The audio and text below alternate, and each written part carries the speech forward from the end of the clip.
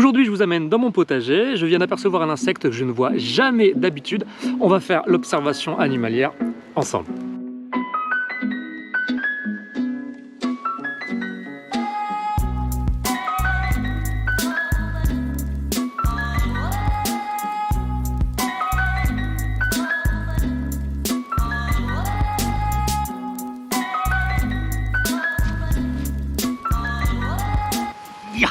Hey, salut tout le monde, je m'appelle Nico, la faune, et ceux qui découvrent ma chaîne, on fait ici du pistage animalier, de la photographie animalière, on parle sauvegarde, protection de la faune et de la flore et de la biodiversité, et si ces thèmes vous plaisent, je vous invite à vous abonner parce qu'on a encore plein d'animaux à aller observer. Alors forcément, il faut qu'il y ait du vent quand je commence à filmer, sinon c'est pas rigolo. On va se mettre à l'abri du chalet et on va continuer ça. Alors, la cétoïne dorée, c'est l'insecte que j'avais envie de vous présenter aujourd'hui. Pour avoir la chance de pouvoir observer dans son jardin la cétoïne, il faut généralement réunir 3 conditions.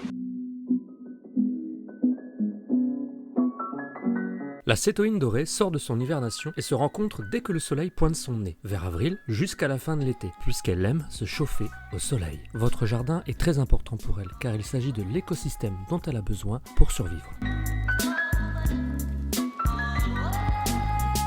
La nourriture des cétoïnes dorées se concentre sur les fleurs, et particulièrement les roses. Dans le jardin, elle appréciera aussi les fruits mûrs.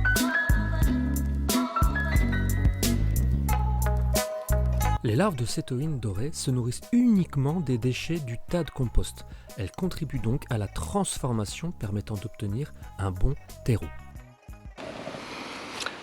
La larve du cétoïne adore particulièrement le compost et le composteur, dans la mesure où elle va participer à l'élaboration et à la dégustation de tous les petits restes qu'on va pouvoir y mettre dedans. Restes végétaux principalement et autres. En se nourrissant de nos restes végétaux, la larve va ainsi participer à la fabrication du compost. Mais au fait, comment savoir si c'est une larve de cétoïne? Il faut savoir différencier la larve blanche du hanneton de la larve de la cétoïne.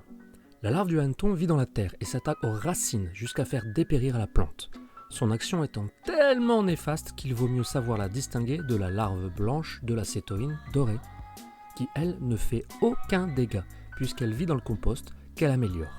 La larve du hanneton a une grosse tête avec des mandibules et une extrémité arrière plus petite, alors que la larve de cétoïne dorée a une petite tête et une extrémité arrière plus imposante.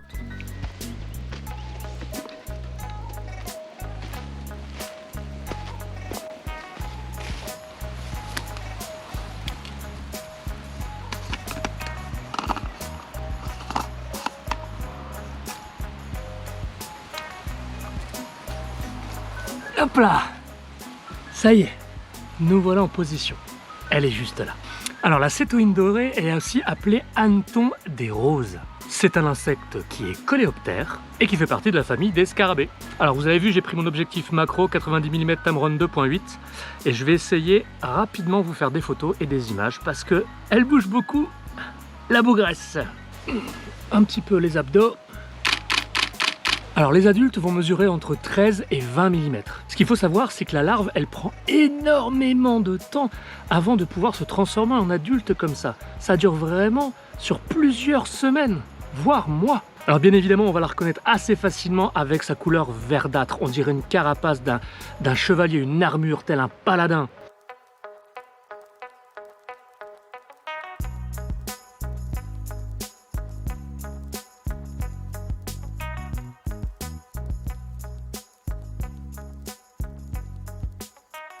Alors, on va aussi couper la tête à de nombreuses rumeurs infondées.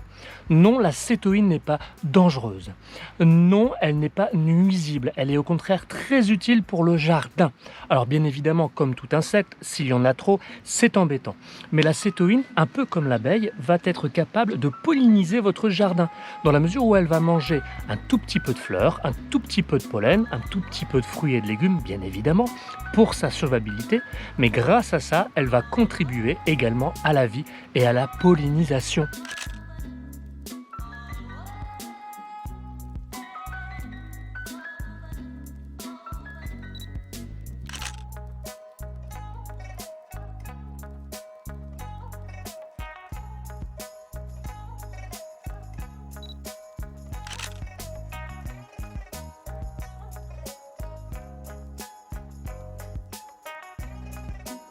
Autre cliché totalement faux, la cétoïne est inoffensive.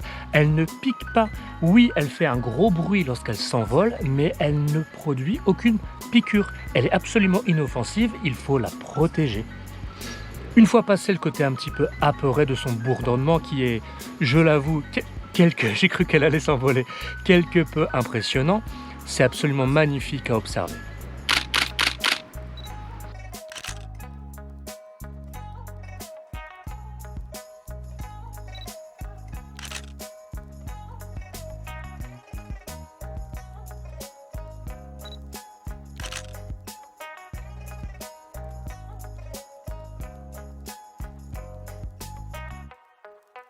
Alors, si on parle un tout petit peu anatomie, ce qu'on appelle ces élytres, E-L-Y-T-R-E-S, je crois, ce sont ces petits morceaux-là qui vont s'écarter pour laisser la place aux ailes. Ces élytres sont soudés, donc ils ne vont pas complètement s'ouvrir. Il y a un tout petit espace qui va se libérer, et c'est ça qui va faire apparaître les ailes. D'ailleurs, elles ne volent pas très très longtemps. C'est une espèce qui est assez commune en Europe, mais elle va vraiment avoir un rôle très important de recyclage. Allez, on va essayer de la filmer un petit peu. Hop là, on va utiliser ce petit morceau de bois pour se stabiliser. Si on parle juste un tout petit peu technique photo, je suis en exif à hop, f13, hop là, à 1/200 de seconde, ISO 200.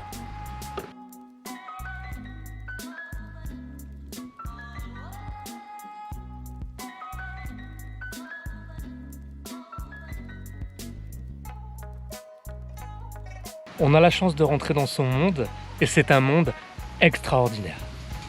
Hop, elle vient de s'envoler.